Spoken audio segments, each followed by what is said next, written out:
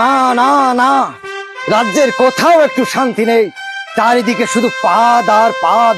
এই গন্ধে আমার উগান্ডা ছেড়ে বেরিয়ে যাবার উপক্রম হয়েছে। সেনাপতি কোথায়? মহারাজ মহারাজ মহারাজ, আমি গোটা রাজ্য তদন্ত করিয়া দেখিয়াছি, বর্তমান শীতকাল, সবাই মূলা আর কপি খাইতেছে। হা, হা, হা। ও, ইহাই তাহলে পাদিবার মূল কারণ। আমার রাজ্য উগান্ডা ছিল সমতল ভূমি, তবে আজ কি হয়ে যাবে সেটা পাদভূমি। মহারাজ, মূলা খেলে পেট বড় ভারী হয় আর পাদে বড় দুর্গন্ধ ছড়ায়।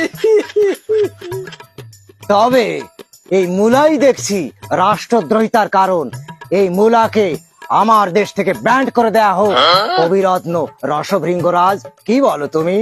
মহারাজ, দেশে আছে যত বুলো চাষি, তাদের ধরে এনে আপনি দিন ফাঁসি, তাহলে ছড়াবে না আর কোনো পাদের গন্ধ, দেশে থাকবে না আর কোনো দ্বিধাদ্বন্দ্ব।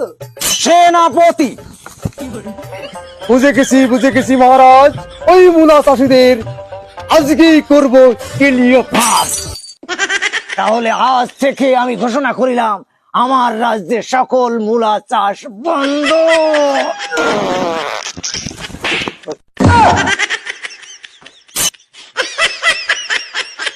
সেনাপতি, এবার কেমন গেড়াকল!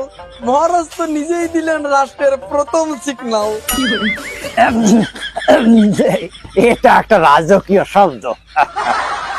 এই জন্য তো লোকে বলে, রাজায় ফাদলে নন্দঘোষ, প্রজায় ফাদলে যত দোষ।